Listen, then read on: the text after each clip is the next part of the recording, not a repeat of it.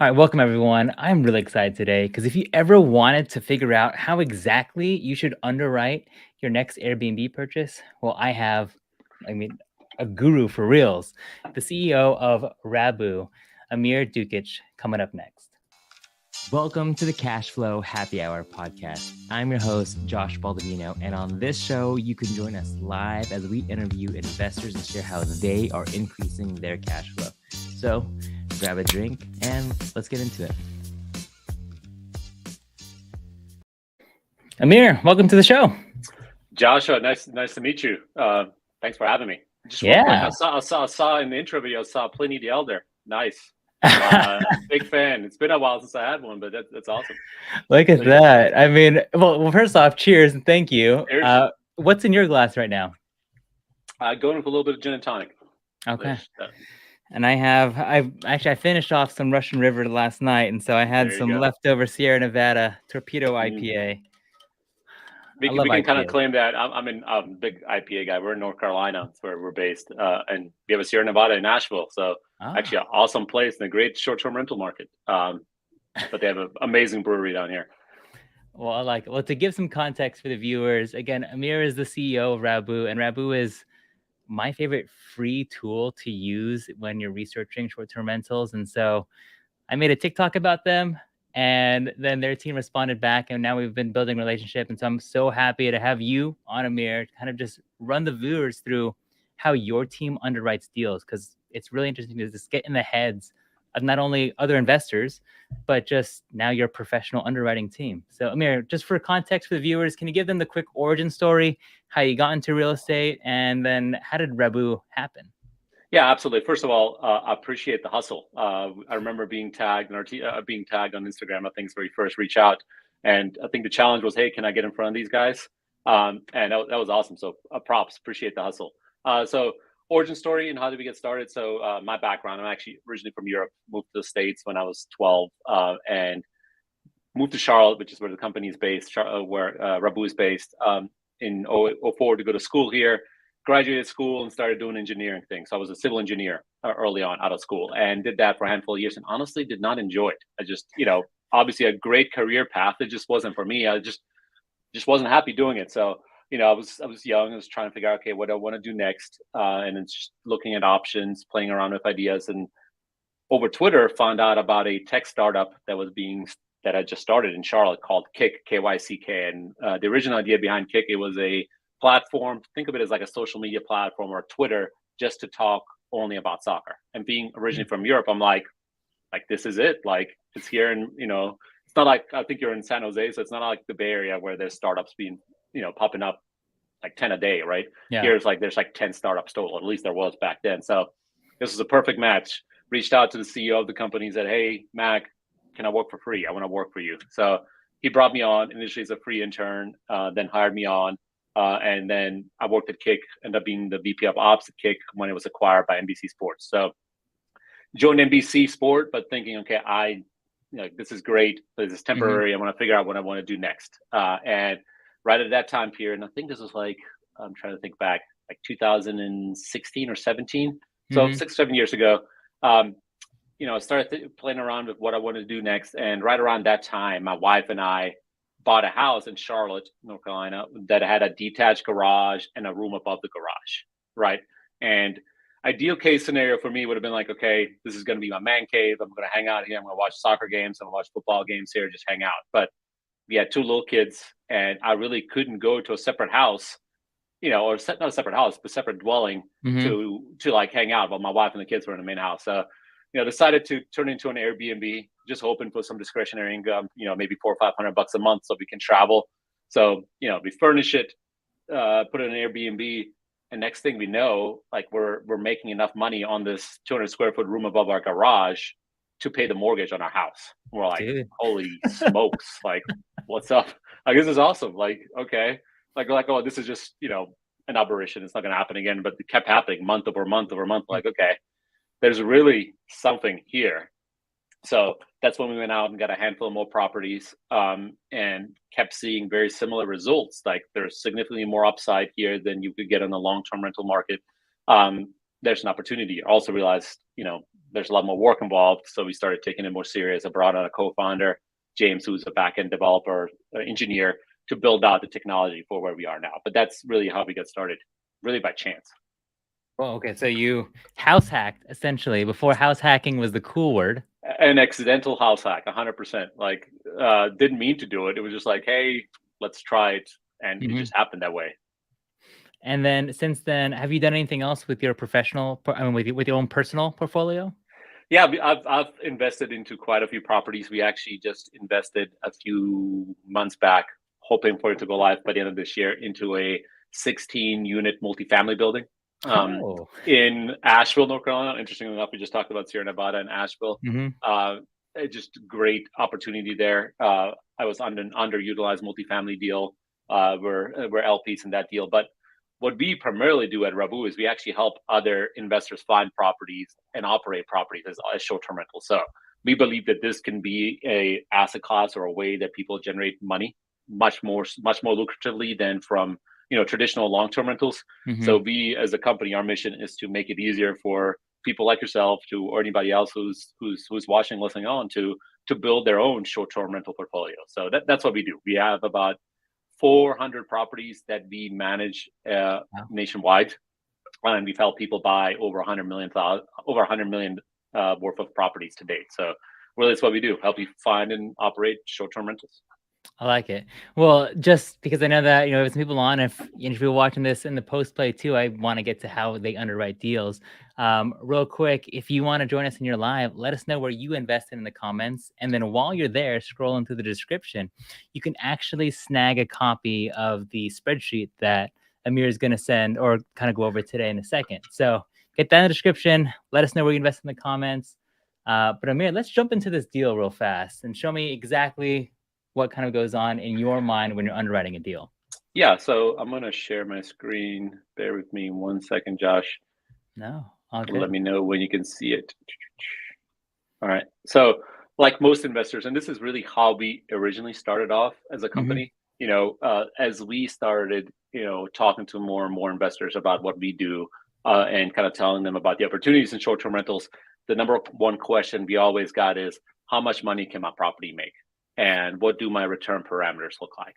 So transparently, we used to do this all ourselves manually on spreadsheets. We used to use other data tools to kind of get to that point, really with the idea of getting an investor comfortable that if they were to buy this property or turn an existing property into a short-term rental, they would make a better return than they would, with traditional long-term rentals.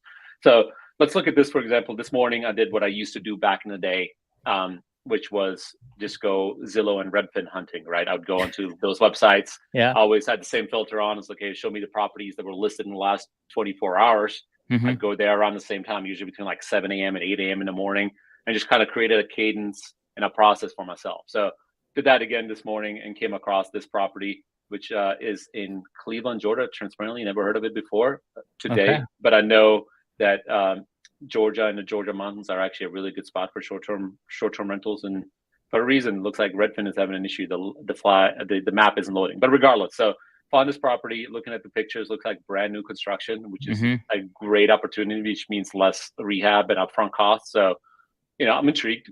It's 3-bedroom, 2.5 bath for sale for $449,000. So basically $450,000. So what I always did when I was going through properties, we had a underwriting spreadsheet that we created, and I shared this. I think you have it done in the comment section. Is that right? Where you've shared this? But this is just a sample. I encourage you guys to actually make a copy of this. Simply click here on this little button, and you can make your own copy of it. Regardless, I always kind of fill this out myself. Had the address, the link to the actual property on Redfin in this instance, and then kind of just double checking that short-term rentals are allowed in the area. Then I would get into the aspects of the property. So this one is a 3-bedroom and 2-bath property, and it's quantity here. It's just only one property. It's not a duplex or quadplex or anything. So it's a single unit. So the next thing I care about is how much money can this property actually make. That's the first thing I want to know. After that, I'll get into what my upfront costs will be, financing assumptions, and my operating costs. But the first thing I want to know is how much money can my property make? And this is something we used to do manually. We used to use other data providers for. We end up realizing, hey, we needed something a little bit easier. So we end up building our own tool initially for ourselves at data.rabbu.com. And this is one of the first tools that you mentioned, free tool to use. But the way this works is you basically type in an address like we have here and the number of bedrooms. So 3, click search.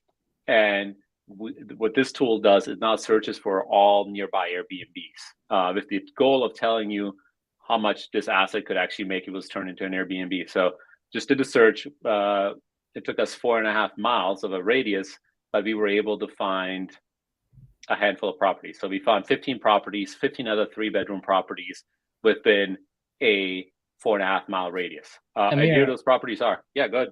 And so a couple of things on this one. So here's why, and they did not pay me for this podcast, by the way. I just generally enjoyed their tool, and then now I get to talk to them about the tool. So it's just kind of fun for me. Yeah, please. So you can give that video a like just for that. But so what I liked about the tool is the seasonality graph that's there. I like that a lot. Thank you. It's super easy. And the other thing that I do want to get clarification on is, where is your tool scraping from? So we're collecting data directly off Airbnb. So we're doing it on a recurring basis. The seasonality data, which is what you see here, we have that historically collected from, and just to be more on the conservative side, all the seasonality trends are from before 2020, so from 2019 and 2018. And the reason that's the case is because 2020 was COVID, right? So all the travel trends and seasonality trends were wonky. 2021, we had a lot of pent up travel demand. So, we have started seeing some kind of, some trends, but we're not sure if those trends are here to stick around or if they were just a direct result of pent up travel demand and people going back. So for us right now, what we utilize in our data are seasonality trends from 2019 and before. We think, that's actually probably the more conservative way to underwrite, which is really what you want to do when you're doing short-term rentals or any kind of investment, when I'm underwriting more conservatively. But I did want to make that note just because there's not enough data points yet for us to comfortably say that the seasonality trends have completely changed as a result of COVID and everything associated with it. But yeah, this is all historical data looking back, and then we continue capturing data from Airbnb and other sites going forward, and mash those together in an algorithm to come up with these projections. Okay, I like it. And then again, too, if you're watching this live, thank you for watching this live. You then have the opportunity to ask Amir questions too. So drop them in the comments. I'll bring them up, ask them throughout today's presentation. But Amir, okay, so what else are you looking at now? So always the first thing we look at is seasonality. Okay, how much seasonality we're going to see in this market? And so this one is relatively flat, all things considered. You do have, it slows down a little bit over the winter months. 3,000 right at the new year, but it really peaks in July. But stays, all things considered, in this industry, relatively flat.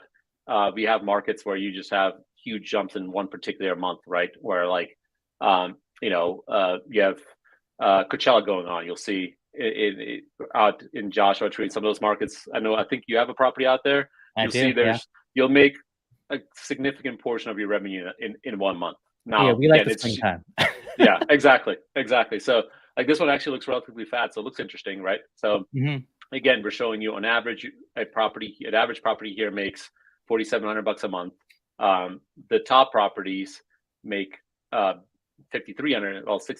a month. Sorry, it just took a second to load. $6,100 a month. So okay, there's some really good upside here. So what we then allow you to do, and again, this is completely free to use, we then show you the comps. So now you can go and see, okay, how does my property that I'm looking at compare to these properties here? So you'll see, here's the first one. You'll see, okay, this one's got great views. It's got a hot tub. Okay, because of this, it's making $6,400. But actually the reviews aren't that great. So okay, it's got great views, but the reviews aren't great. Okay, and let's keep this one in here for now. This one's got really good reviews. The revenue's not high, but you get to go through here and get comfortable with an estimate. So if you say, okay, this one is, for whatever reason, this one's not a good property for myself, you can exclude that from your comps and I'll update your projection. And what we were hoping to accomplish here is to really give investors transparency into the properties themselves. How much money can they make? what properties are actually going into these projections. How are we getting there, right? So this allows anybody to go in here and actually go click through these and then like see what amenities they provide. This one doesn't have a dryer. Well, could I make more money if I had a dryer? Has a hot tub. Good to know, right? Here's how they're performing over the next 3 months. It looks like a lot of flat, daily rates, which then again is a sign for me as an investor to say, okay, this is probably not the best utilized property because you really shouldn't have flat rates, right? This is $300 almost every day except for this one weekend. They're probably leaving some money on the table. It's not being operated well, but it just gives you the opportunity to go through that. So after you do all that, you'll get with a final revenue projection. So in this instance, we're saying about $6,000 a month or $202 RevPAN. So then I would come in here and say, and RevPAN, for those that aren't aware, RevPAN is basically average daily rate times occupancy over the time period, over the entire year. That's how you get to RevPAN. So the $202 RevPAN, I would then come in and add that here in our revenue estimate. So I type in $202 here. That immediately then in our spreadsheet extrapolated out to show things are a little slow to show that this property will make about $73,000 a month annually. Sorry, $6,100 a month, $73,000. Say, sign me up on that one. I'll take it right now. Right. It's late over here on the East Coast, but yeah, it just shows me right away. Hey, this is how much money I'm gonna make. So now you feel comfortable with it. Well, a lot of times when we we underwrite it, we actually take this link and save it. So copy the URL and then add it back to our spreadsheet, just so that we can revisit it in future times, so we can see what our comp selection was. So now we have that here. So anytime I want to look at the comps, I can go back here and make any updates. And then it's really now, okay, kind of back of the napkin math, $73,000 a month. Purchase price is, what was the purchase price again here? So like $449, I think. $449.9. So okay, like back of the napkin maths, like if you think about the 1% rule, that should work. So 44900. So then we enter the price point here, and then start making some assumptions. Okay, what are going to be my initial closing costs? Any immediate repairs? In this instance, we don't need any repairs because it's a brand new property. So I'm going to leave that at zero. Furnishing costs.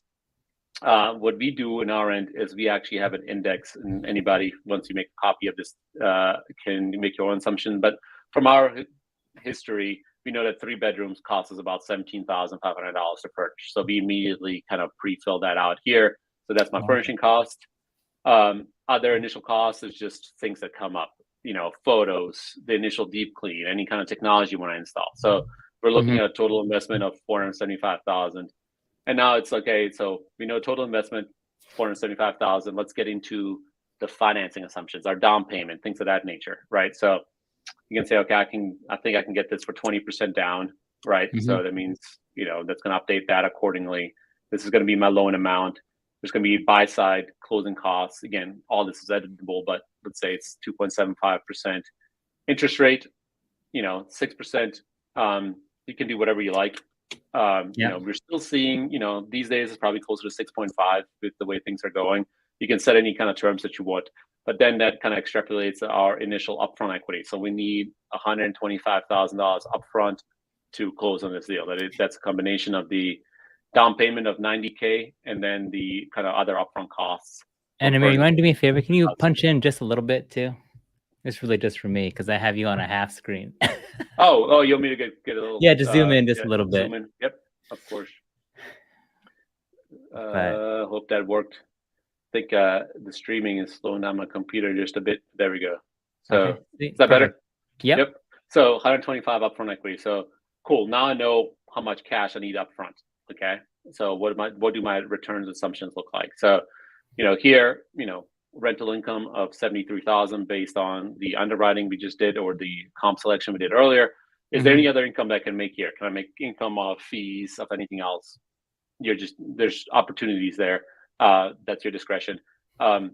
Channel fee. So what, you have to account for the fees that Airbnb pays you or charges you as a host. So 3% of that's kind of typical for Airbnb as a host. You pay 3%. Are you going to use a property manager? If so, what is the property manager going to charge you? It can be, we've seen anything from kind of low touch property managers that mostly do like marketing and some revenue management, charge 10% to upwards of 40. your choice if you want to self-manage, use a property manager, but you kind of enter that here. So let's just keep this as an assumption as 25%.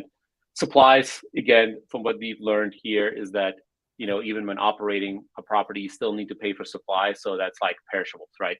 Toilet paper, shampoo, coffee, all that stuff. So there's a flat fee we have added in our index. So to know that based on historical, that a 3 and 2 costs us about $99 per month in supplies to replenish the property with. So have that in here.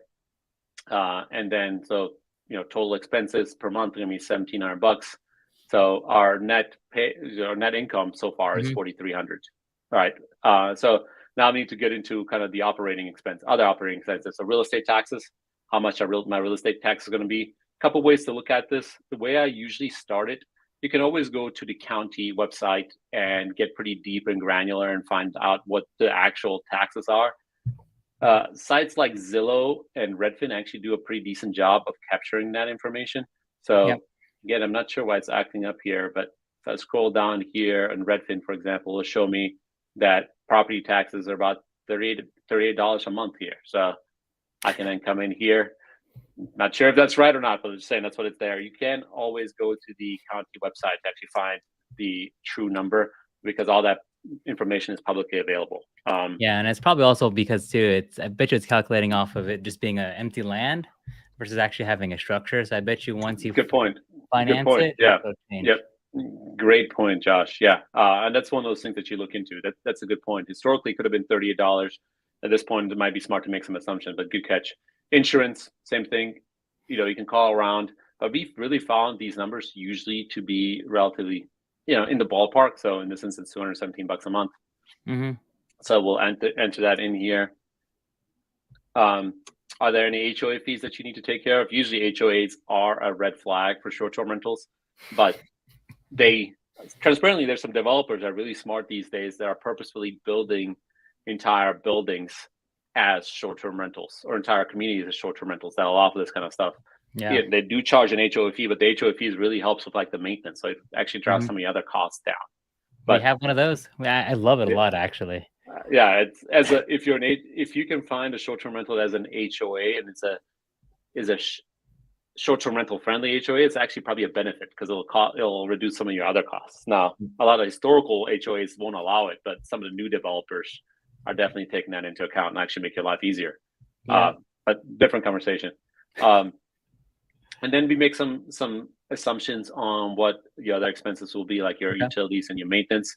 So in this instance, historically, what we've seen is about 7% of our revenue to go towards utilities from historical experience from managing those foreign properties. Same thing with maintenance. We have about a 5% maintenance costs on the revenue. So have in here the other ongoing expenses that we have in this bucket really kind of comes down to licenses for short-term rental licenses, anything like that in that nature. So we've seen that to be anywhere from like a couple of $100 to $500 a year. It's not expensive, but we still want to account for that. So once you do that, you now see what your revenue looks like. So in this instance, we're looking at a leveraged net cash flow of about $1,000 or $12,000 per year. Cash on cash of right under 10%, cap rate of 8.9%. And that's kind of the initial instance. And I'm like, okay, this is interesting. This is kind of what we used to do to decide that we need to take even deeper dives into this. Yeah. I mean, I think as you're jumping into short-term rentals, everyone ends up collecting templates. And so again, I put this inside the description. Thank you, Amir, for sharing this. And one, just thinking about the way that you underwrite things, I've actually never done the utilities on a percentage basis. I've always kind of just ballparked it, but that's interesting how you think about it. I also like your supply index that you have there, because I've always also just made some assumptions. So it's nice. I'm stealing that for myself. Please take it. I mean, again, we believe that a lot of people can make a lot of money off this asset class, so we want to make a lot of information available to them for free. So this template is available. We've been sending out this template as part of a email that we send out twice a week, with some of the best deals that we've come across nationwide. So people have always had access to it. Still encourage people to use this template. Some really good stuff in here. We can even get into like annual cash flows. So, Yeah. let's say you buy this asset, how long do you plan to hold it? And what do you expect? How do you expect to sell it in the future, right? Do you expect to sell it at a cap rate basis? Are you expecting to sell it just based on regular appreciation? Based on some of those assumptions that you can make, it'll start projecting, significant, let's say we're thinking about, hey, the property is just going to appreciate on X amount per year, right? 5% per year. So then you can, kind of fast forward and say you're going to hold on to this for 5 years and then sell it, depending on what your strategy is. You can now see what your kind of levered and unlevered returns look like on your cash. So some really good data in here to have as an investor. The other thing you can do in the sensitivities table, and again, this is acting up a little bit, but let's say, so we're saying the average revenue ref pan is $202, and this is an old number, but what if I can get that up to like 220, right? And at $5 at smaller increments, I'll push this back to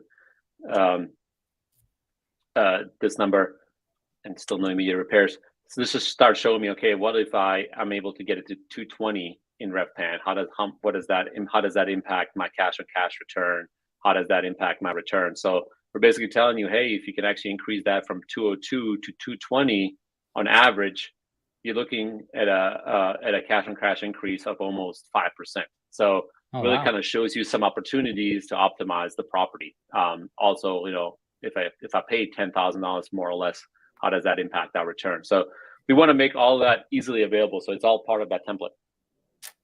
I mean, this is, if anyone knows me, I've hoarded templates now as I got started into real estate investing. And so thank you for putting this in at one for free. But this is a really great tab to have. If anyone who's watching this live has made a copy of this, let us know in the comments just to give some immediate feedback to Emir, because this is a lot of work for your team to build. So I appreciate it.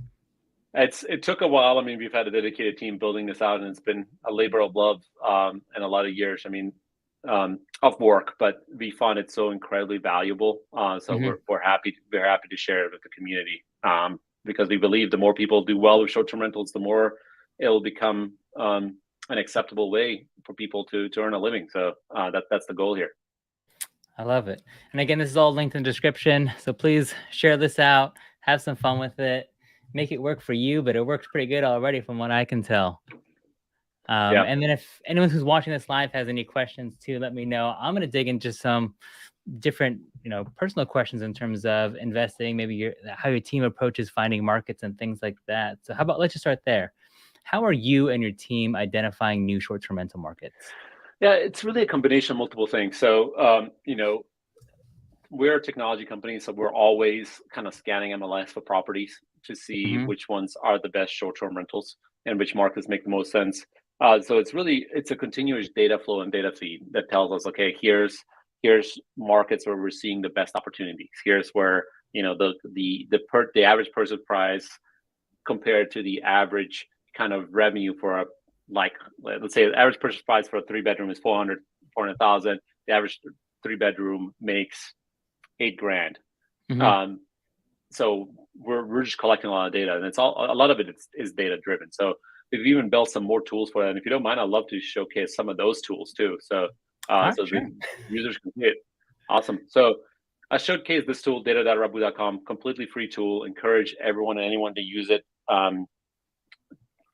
Underwrite any property in the United States within seconds, and use the data to however you like. Again, we built this just because we couldn't find this data ourselves elsewhere. You can't spend time on Airbnb looking through it yourself if you wanted to optimize it. But one of the most recent tools that we built out is actually called Market Data. So, and actually, let's do this. Let's go to Cleveland, Georgia, and I'll show you guys how this works. So let's go to Cleveland, Georgia. If I now go to the Market Data tab, quick forewarning, Market Data is part of one of our kind of paid offerings, $90 a month, market level data all over the country. But the idea here is that this actually helps you understand the market opportunities that are out there. So Cleveland, Georgia, I'm gonna tap this in here and kind of get information on Cleveland itself. I did not do that right, but let's just do the zip code 30528. So Cleveland, Georgia. So we're saying right now there's 189 Airbnbs in Cleveland, Georgia from 90 different hosts. An average property brings in about $56,000. Most of them are 3 bedrooms. There's some 1 and 2 bedrooms, very few 4 and 5 bedrooms here, but some really kind of interesting data. We can kind of see what occupancy looks like throughout the year there, what the average daily rate looks like per month, number of listings there, rep fans. So it's a really powerful data. You as an investor be able to say, okay, does this market make sense? And what I love the most about this is like we can then break it down even further. So let's go back to 3 bedrooms, right? So go back to 3 bedrooms. Amir, before you press you just press apply. Oh, sorry. No, Go ahead.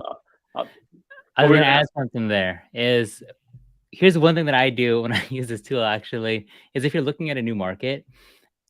Amir mentioned that there's not a lot of 4 bedrooms. That's one of the first spots that I look for first is how many 1, 2, 3, 4 bedroom units are there and where's the gap? You'll notice that some markets have an absurd amount of 1 or 2 bedroom units. And so I would definitely not go and buy a 1 or 2 bedroom unit because it's harder to be that differentiating factor. But if you're looking at this one and like, oh man, 4 bedroom units, there's not that many. So I would target that. I love that comment, Josh. One of the questions that we get all the time is like, is all about supply, right? It's like, oh, well, there's a lot more listings now. There's a lot more competition now.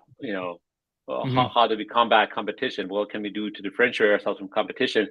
Well, the first point is doing exactly what you just said. Figure out what the competition is and don't be the competition, right? So in this instance, like, there's not one overwhelming, right? But don't be a 3 bedroom, right? Or go buy a 4 bedroom, right? Because there's just not a lot of supply of that. So like differentiate yourself by even knowing what the lowest supply in a market is. And if there's demand there, you'll do really well because just nobody else can compete with it.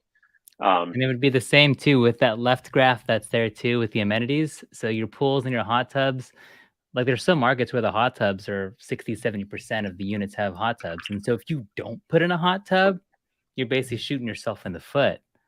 Yeah. And this is what I love about this tool, now that you mentioned it. So we'll see the filters here help tremendously, right? So you can say, okay, hot tub, right? So how much does a property make that as a hot tub on average? So 60,000 on average, all hot tub properties that don't have hot tubs make 49, so 11,000 less a month if you don't have a hot tub in Cleveland, Georgia. Like it's a no-brainer to buy a hot tub, right? Same thing. The other one that I love in 6 months. The other thing I love playing around is like, okay, so let's just take everything off real quick. Like, should I allow pets in my property? Like, can I make more money? Are pets worth the ROI? Sorry, we'll slow down my computer. So with pets, properties with pets make 54,000. Properties without pets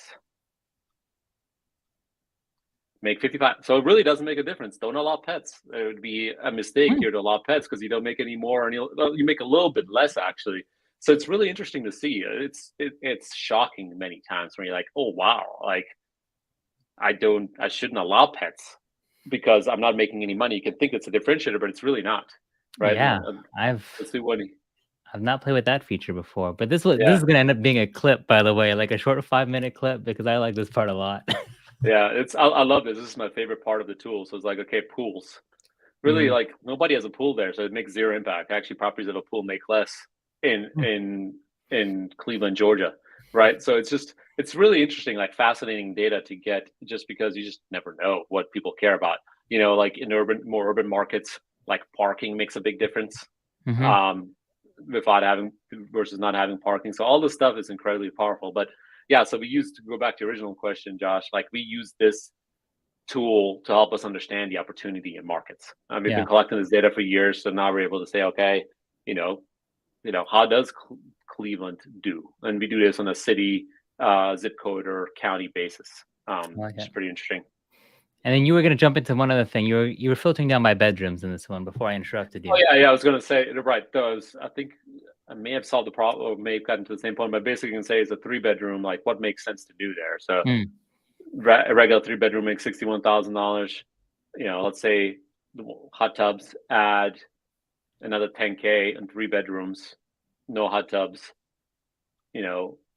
53. So it's a 20K difference for 3 bedrooms. So here, I might be able to then go back here and say, okay, this right now doesn't have a hot tub, but under immediate repairs, I'm going to add a hot tub to it. And so I don't know how much a hot tub costs transparently. Any idea? Probably like $7,000. Sure, let's go to $7,000, right? Yeah. So, but that increases my revenue quite a bit. So I can then go in here, and I'm just making this up, but we could calculate it from the tool itself. So I went from 53 to, so a rep paying of 146. Yeah. So to a higher number. So I can then go in here and update this to say, okay, well, I'm going to add a hot tub. It's going to cost me $7,000. But as a result, my rep pay and my revenue is going to go up $20 per night. And again, just making this up, but then you see the impact here. It's like, okay, now I'm looking at 13% cash on cash return. So there's some really cool opportunities here to like dive in deeper and and see what matters in the market. So that we spend a lot of time analyzing markets for that exact thing. How do different amenities impact it? How can we take that back to our underwriting to get a better opportunity to have an understanding of what our cash on cash and cap rates look like? I got a question here. Can you filter, say, for midterm rentals? So can you do it by length of stay? Good question. Not yet, but it's coming soon. It's something that we're very much following. That data is harder to kind of distinguish when we're capturing it, but we do, when we operate our properties, we get a lot of midterm rentals. So I think like 25% of our stays are midterm rentals, monthly rentals. So there's some big opportunities there. We're trying to get through some of the noise there to distinguish against it. It's very much on our list of places to get to, because not only is there demand, I think it's also a way to kind of fight against any potential regulations that are in markets. We have some markets like Asheville and Richmond, Virginia, where all we do is monthly rentals, and they perform exceptionally well. Still significantly better than traditional long-term rentals is. Yeah. Okay. Well, and then another question on that finding a marketplace question is one thing that I've just noticed from being on your email list is it's a lot of different unique markets. Is there a methodology behind how you're finding these? Are you just plugging in a whole bunch of zip codes and cities? What's been the lead source? Again, it kind of goes back to what I was saying a second ago, is we look at all properties as they hit the market and we see what makes the best returns, right? So one of the tools that's part of our tech stack, of our technology, again, this is transparently behind the paywall, but it's the ability to look at properties as they hit the market and get instant kind of revenue projections for them. So the reason we're coming up with those properties is because we're in real time. Anytime a property hits MLS, we're running those estimates. So let's see if we can find Cleveland again. So I'm picking on Cleveland, Georgia. Did I click that right? Yep. Oh, look, there's that property. Nice. So the property hit the market. We automatically underwrote it, and had. So your software is doing that. Our software is doing this. So what I just showed you guys, I did earlier by like manually finding the property on Redfin and then entering into the system. Our software does that. So the reason we're able to do this at scale is because we're just looking at every property that's MLS and underwriting it. So we're finding gems, right, of properties that usually wouldn't be on the market. Interesting. Or like somebody wouldn't usually look at as an opportunity to turn into a short-term rental. And then what markets are available for kind of that auto analysis? Because that almost ends up being, instead of your 2-minute analysis that you're doing for your 1% rule, this is obviously copying and pasting an address. So if I just went a random one and... Yeah, so the way we do it right now is you set what you care about. So we call this basically the buy box. So you'll tell us, hey, I'm looking for properties in Florida, right? That let me take New York off. I'm looking for properties in Florida that have a 10% cap rate or 10% cash on cash return, minimum purchase price of $100,000, top of 600. These are the type of properties I'm looking for. And now this does it nationwide and starts looking at properties as they hit the market. They notify you if they meet your criteria. So if I go back here, so now there's properties here. Here's one in Deltona. Here's one in Cape Coral, Punta Gorda. So it's really just real time as they're hitting the market. We're underwriting them, and you set your parameters of where you're looking, or you can just do a general search, right? Like we just did. But if you set your criteria, you can start seeing properties that match it. pop up as the Man, return profile. is this, I mean, I guess just because I never even use this functionality myself. So is this on the paid side or just on the free side? Because I have no idea. It is on the paid side. So just to quickly Okay. touch on that, it's $99 per month, all markets nationwide, access to basically saving you time on doing the Zillow search or Redfin search for properties that meet your criteria, fully underwritten. Like you click on this and they'll give you the full breakdown. Same thing with the market data, that's on the paid side. Revenue estimates, your own kind of underwriting is part of the free tool.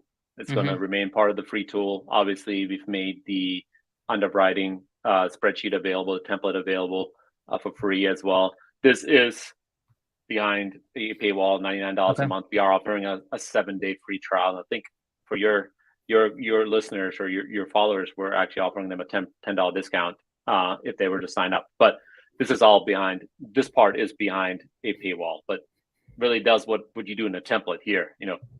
Most of the stuff is pre-filled, so then you really don't have to do a lot of the manual work yourself. It's Can you customize those options too? Like, for example, if we were to change any of the rev pans or the occupancy rate, are those edible? Yep. All this is edible. You can say, hey, what if I can get this up to, based on playing around, 210? That updates your cash on cash return. You can change your financing assumptions. You can come in here and say, hey, I'm gonna, expenses, I'm gonna self-manage this, right? So it's 0%. That updates that updates everything. So yes, you get to set your preferences. Gotcha. No, I mean, this is fun. And I promise for anyone who's watching this is like not an ad. I was just I was impressed by the free side. We connected. And then now this side is really interesting to learn about. And obviously, thanks for sharing the spreadsheet. If you missed that and you're just jumping on now, make sure to get a copy of that. I linked it all in the description. Amir, what else is coming down the pipeline? Can you share any of the secret sauce that you guys are brewing? Yeah, I mean, absolutely. So a couple of things were coming up soon. Include some of that midterm rental data. That's something we're working on very hard. We're going to give users more kind of more what we call buyer preferences, the ability to deeper dive into, like, even making some assumptions above, for, let's say, this property I was just showing you was $309,000. You can start making assumptions. Okay, I'll pay 5% below asking.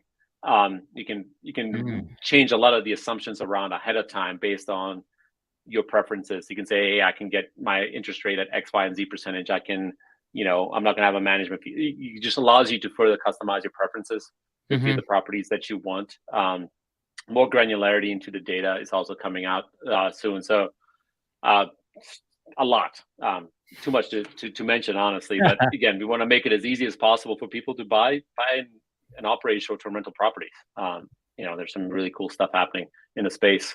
And even now, like, we get a lot of questions about, hey, with interest rates so high, does it even make sense to buy short-term rentals right now? And in my opinion, if you can find the right deal, 100%, yes, right? Like Airbnb had their earnings call, I think it was last night, and their booking volume, the number of bookings was up 25% year over year. So 25% more nights were booked this year than they were Q3 of last year, anticipating 20% again next quarter so demand is there. There's still really good returns to be had. And even with these higher interest rates, people can, when they do drop, you can refinance them in the future. And right now it's a really good time to buy because there's less buyers. So it's time to be opportunistic. Yeah, I completely agree. I mean, I think as interest rates has peaked, obviously prices have dropped a little bit, for the most part in most markets, but also the competition has significantly dropped off too. So correct. Those who have a couple deals under their belts understand how to underwrite and just kind of budget for that more expensive mortgage payment. But I know that the hard part for those who are looking for that first short-term rental investment, it ends up being a much kind of bigger pill to swallow because you're going from a 3% interest rate to a 7% interest rate now. Yeah, I can definitely see that. And the opportunity there, from what we've seen and a lot of investors we talk to, the way they're thinking about it is like, yes, it's going to be in the short term, it's going to be more expensive. But I can still get really good returns. I can't invest that money anywhere else right now to get similar returns, right? I can't buy a long-term rental. It's going to give me similar returns, right? So I'm going to invest into short-term rentals because the cash-on-cash return is still often, double digits or higher, and I just can't do that anywhere else, even if the interest rates are 7%. And there's less home buyers right now, so the market is weaker. I can get a better deal on this property. And when interest rates drop in the future, I refinance, and now I'm sitting on a lot of equity and even better returns. And I'm not paying inflated prices for this asset because I bought it at the right time. So yes, it's scary, but it's also for those people who find the right deals. And again, it's all about finding the right deal. It's a good time to buy and be opportunistic. I love it. I got a couple last questions for you, and maybe I'll give one last opportunity for the audience that's live right now to put any comments in the comments or in the chats. Mine for you is, Amir, what's been your favorite vacation rental market so far? Well, there's a lot of them. I know we talked about Asheville earlier. I love anything adjacent to Asheville. So Asheville city proper doesn't allow a lot of short-term rentals in the city itself. There's some ways to get around it, like the property I mentioned earlier, that actually is the proper zoning. But Asheville city does not allow it. But all the adjacent areas are incredible. So little cities like Arden, there's right outside of Asheville is where we talked about Sierra Nevada earlier. Sierra Nevada has a $20 million brewery there that is one of the best places you'll ever see. And it's a city called Fletcher, 10 minutes from Asheville, but that allows short-term rental. So really anything Asheville adjacent is really strong. Florida is always key. We've seen a lot of success in Georgia. Really anywhere in the Southeast has been strong. Like, so from the Carolinas down through Georgia into Florida, and then kind of up along the kind of heading towards Texas and into Arizona. We've seen some of the best markets there. There's great opportunities really nationwide, but based on kind of return opportunity, we're kind of seeing the best along the Southeast. Gotcha. I mean, I would completely agree. The opportunity is there if you look hard enough, despite the interest rates. Okay, on a personal note, and maybe we'll end it like this. If we don't have, it seems like you did such a thorough explanation that no one live has any questions. So this is a fun one. What was the most memorable drink you've ever had? Who was it with, and why was it so memorable? Oh, man. Memorable drink. This is going to be a little bit of a cop-out, maybe, but we're big-time travelers, my family and I are, and we love like going to Europe, especially Southern Europe. So anytime I'm in Southern Europe, it's not the manliest drink, but I love to have an Aperol Spritz. It just like puts me in it just puts me in the Europe mood, right? And it just like imagine sitting like in like a piazza or a square somewhere in like Spain or Italy and just having an Aperol Spritz. So I just like anytime I see that, like it just takes me back to Europe and traveling and seeing the world. So hopefully that wasn't a cop out, but like it's weird to say, but it's an Aperol Spritz because it puts me in like the travel mindset in Europe. I like it. I mean, who doesn't want to be? You're talking about vacation rental analysis, but you also have to enjoy your vacations. Otherwise, what's the point, right? Anytime we travel internationally or anywhere else, it's staying at Airbnbs. I had to stay at a hotel a couple of weeks ago, and it was miserable. Like I just couldn't. Like it is terrible. Like it's like this is torture. Like I'd rather stay at a crappy short-term rental than a hotel any day, just because it's so limiting. You just can't do anything. You're just like stuck in a room. You're like, okay, like I'm in this box. What do I do? So it all comes together. One of the big reasons why we believe in this asset class and this asset type, because that's how we want to live our lives going forward. So we want to contribute towards that as well. Love it. Well, Amir, I appreciate the time today. I appreciate you going over your underwriting strategy and kind of what your team thinks about as well. Where do you want to send people? How can people connect either with your team? Yeah, I know you have a couple of links included in the comments or in the description below. So anybody who wants to check out our tools, data.rabbu.com, free to use. Highly encourage you guys to check out data.rabbu.com. Incredibly powerful. Really strong on mobile too. I can't tell you how many times I've been driving by somewhere and saw a for sale sign. I'm like, oh, I wonder how much this would make as an Airbnb. Just like a lot of people like will go to Zillow and will be like, okay, I wonder how much this property costs. I'll do the same thing and say, hey, how much money can this make as an Airbnb? So highly recommend checking it out. If you're interested in any of the premium functionality, check out the free trial, 7 days free, no commitments, anything like that. And I know we have a special code for your listeners in the description as well. Check out the underwriting tool or the underwriting template. I think you have linked that as well. If you go to rabbu.com, you're also able to sign up for our newsletter we send out twice a week. And what that does, it basically shows you some of the properties that we're seeing, gives you the underwriting as well. So if you go to rabbu.com, scroll down to the bottom of the page, just type in your email address here, and we'll start sending you some of the best properties we come across weekly as short-term rentals. Again, completely free, just a way for us to kind of show the market what the opportunities are. And then if you're on Twitter, feel free to interact with me on Twitter. I'm at Emir Dukic, EmirDukic.com. Love to talk short-term rentals there. So feel free to ping me. Yeah, I mean, the last thing I'd add, take the spreadsheet. He gave it to you, so take it, use it, have fun with that.